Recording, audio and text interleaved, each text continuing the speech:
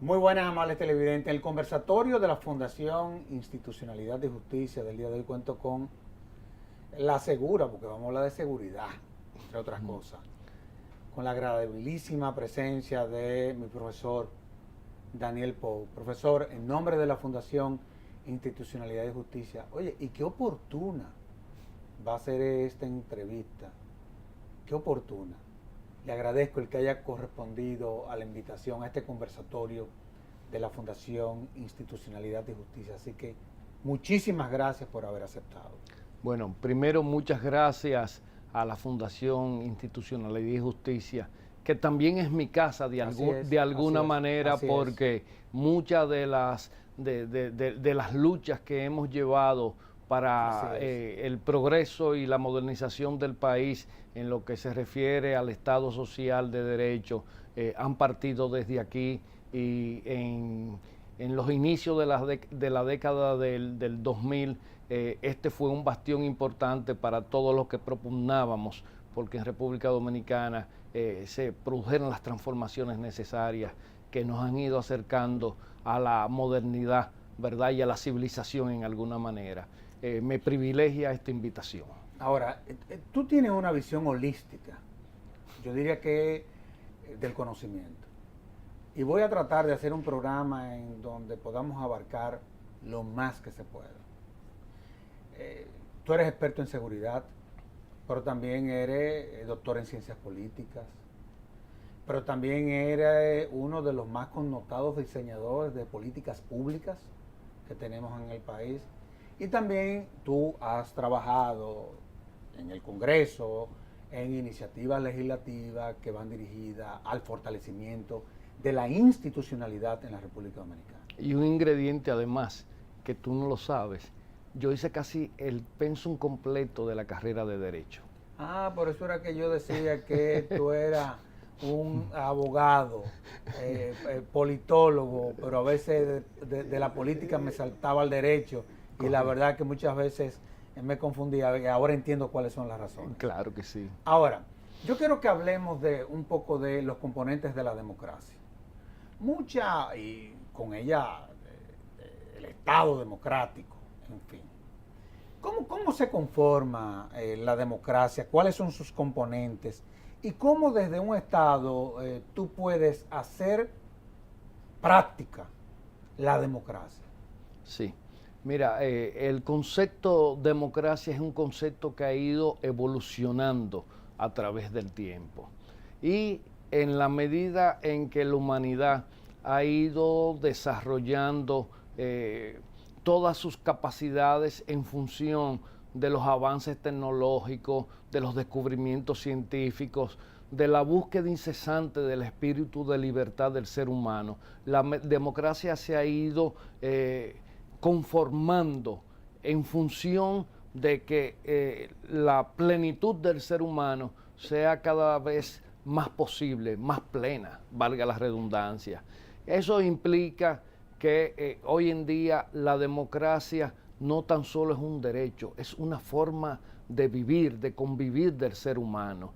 No tan solo podemos ver la democracia dentro del contexto del marco de derechos, sino también ya es parte de la propia naturaleza humana. Así es. Entonces, es un tema bastante profundo y es un tema que indisolublemente nos lleva a pensarnos como seres realizables en el sentido más estricto de la palabra, o sea, que cada hombre tenga la capacidad de desarrollar sus potenciales en beneficio de la sociedad y de la comunidad.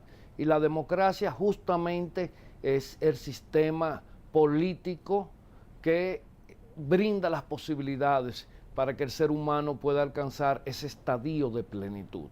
Entonces, una democracia moderna, como la que proclaman todos los intelectuales que se inscriben dentro de las corrientes del siglo XXI, lo primero que tiene como fundamento es garantizar esa realización plena del ser humano.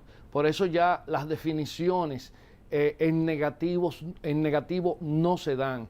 Hoy en día, por ejemplo, la libertad es la garantía del ejercicio pleno de derechos. Claro, claro. Ya no hay un poder supranatural que parte del Estado para trazarle a la sociedad y a los ciudadanos sus derechos, sino que es la sociedad la que establece su marco de ejercicio pleno dentro de lo que son los derechos fundamentales que prácticamente en todas las latitudes del mundo son reconocidos como buenos y válidos. Ahora, tú mencionaste la palabra, el concepto Estado.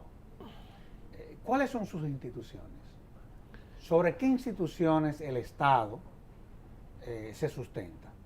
Bueno, hay un aspecto importante, y es que el Estado es no tan solo la suma de las instituciones formales que lo conforman, porque eso es prácticamente el punto de vista administrativo del Estado. El Estado también es costumbres, claro. El Estado es también prácticas ciudadanas, el Estado es también la forma en que se relacionan los gobernantes y los gobernados. Todo eso conforma, ¿verdad?, un cuerpo que toma vida propia dentro del contexto de una sociedad y desarrolla formas de cohabitación, formas de intercambio que se expresan de manera concreta en los hechos y en los avances que produce esa sociedad. Yo pudiese, por ejemplo, interpretando lo que tú estás planteando, que, por ejemplo, la democracia, primero, no se limita al ejercicio de la política, sino también que uno de sus componentes es el ejercicio de la participación ciudadana. Correcto. En todos los que son los procesos. Y asimismo eso se extrapola hacia el Estado, que el Estado tampoco lo está limitado a las instituciones, sino también, como tú decías, a esa sociedad que debe de ser parte, ¿no?, sí, de ese ejercicio. Ahora, una de las instituciones a través de las cuales hemos venido desarrollando la democracia, digámoslo así, en los últimos 60 años en nuestro país, son los partidos políticos. Indiscutiblemente. ¿Cómo tú valoras el sistema de partidos políticos en la República Dominicana? Sí.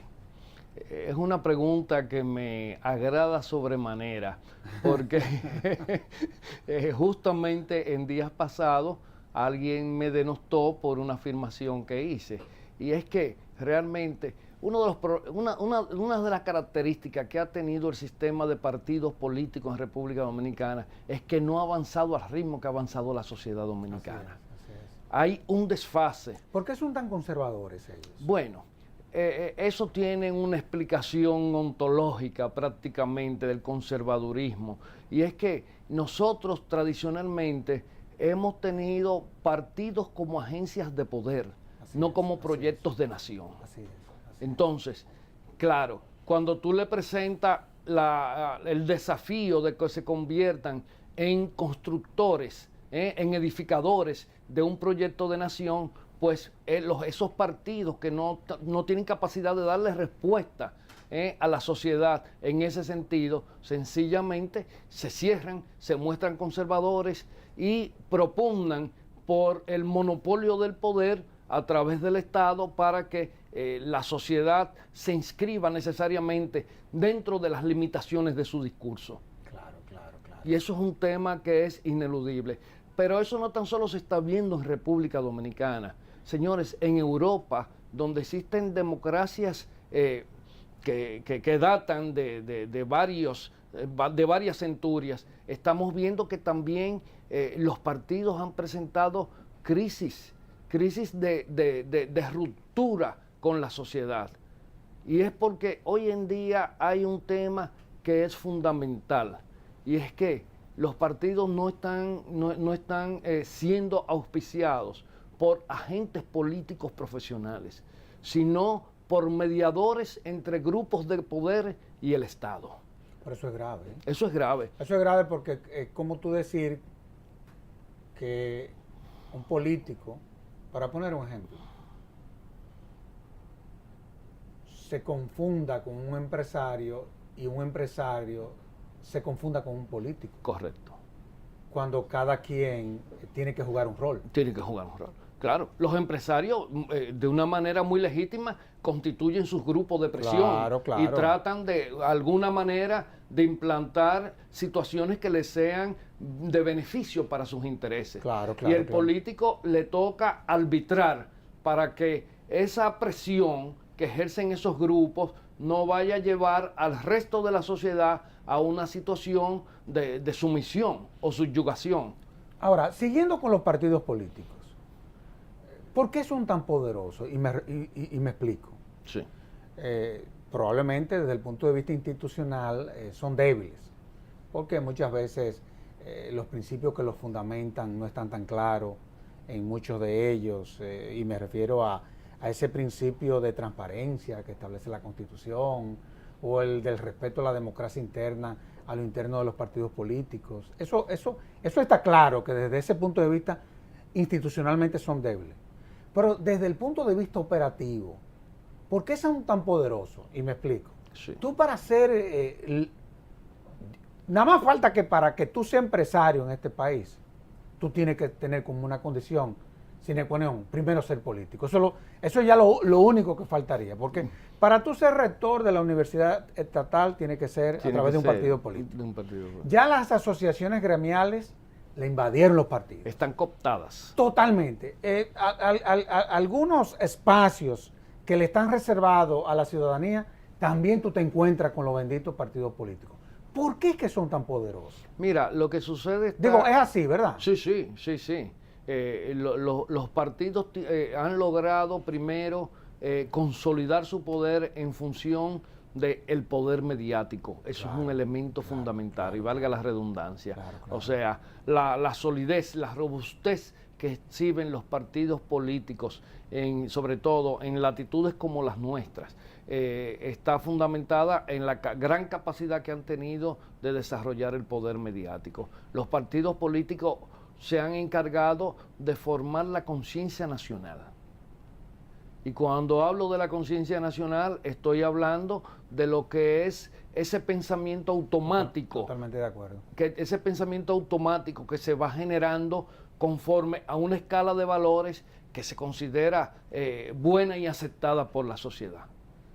Y la descomposición social, por ejemplo, que exhibe nuestro país, está íntimamente vinculada con esa situación. Y creo que es un ejemplo que en América Latina golpea fuertemente al rostro a cualquiera que eche un vistazo sobre República Dominicana.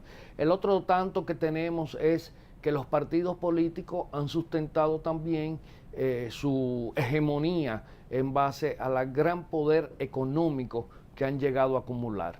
Los partidos son hoy en día más que nada nichos de inversionistas cuyo destino final es el poder. Yo recuerdo hace, con tu 20 años, no hace tanto, que los políticos iban donde los empresarios. Sí. Ahora son los empresarios que van donde los políticos. Oye, ¿cómo sí, hay un cambia? Hay un desplazamiento. Hay un desplazamiento, ¿verdad? Hay un desplazamiento. Y es importantísimo. Y de hecho, antes, por ejemplo, en América Latina, los gobiernos que tenían que llevar una trayectoria bastante sigilosa porque los militares podían convertirse en una impronta. Claro, una impronta que subrepticiamente podía revertir toda la situación. Hoy en día resulta que los militares han sido cooptados por los políticos en América Latina. No, eso es increíble. Ahora, no hay duda de que, y viceversa, para que exista la democracia, tienen que existir los partidos. Y para que existan los partidos también debe de existir la democracia. Es decir, que no hay duda de que los partidos políticos son importantes. ¿Cómo someterlo al orden? ¿Tú crees que eventualmente una ley de partidos políticos pueda contribuir a fortalecer el sistema de partido y sobre todo, y hay que decirlo en ese tono, a adecentar el ejercicio de la política en la República Dominicana? Mira, yo particularmente soy partidario de que toda actividad y más las actividades que están vinculadas con el poder deben de tener un marco regulatorio.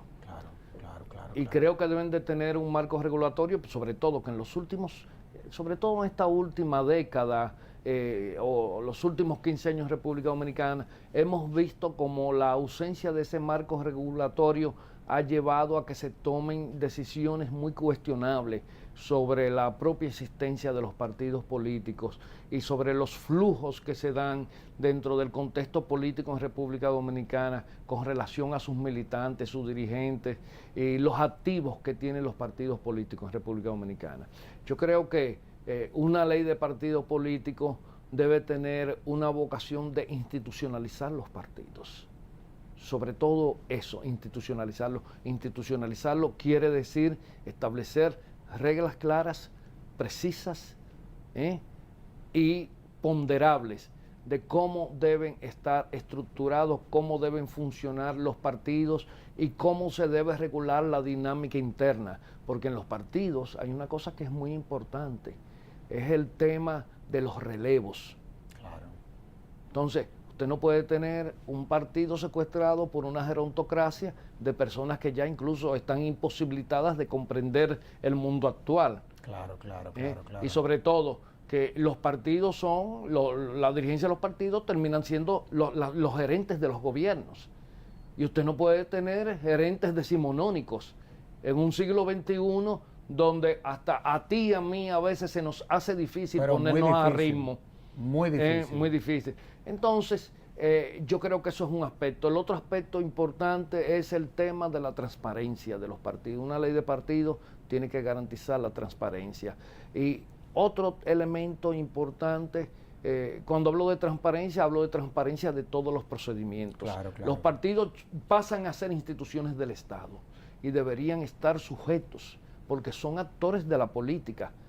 Reciben subvención del Estado para desarrollar la democracia y ese ejercicio debe ser auditable. Ahora, sin lugar a dudas y sobre todo, tú decías con mucha claridad, reciben fondos públicos del Estado. Ya están sometidos inclusive a lo que establece la Ley de Libre Acceso a la Información. Entiéndase que cualquier ciudadano que requiera que un partido político le explique cómo viene utilizando los fondos públicos que reciben, el partido está en la obligación de suministrárselo. Obviamente hemos sabido y sabemos lo que ha venido pasando con relación a cómo los partidos políticos muchas veces manejan los fondos que reciben, los fondos públicos que reciben del Estado. Ahora, hemos hablado de la democracia, de sus instituciones, de los partidos políticos, cómo han venido evolucionando. Pero me gustaría tratar contigo todo lo que tiene que ver con el modelo político en la República Dominicana. Hemos visto que en los últimos años, en las últimas décadas, ya las transiciones no han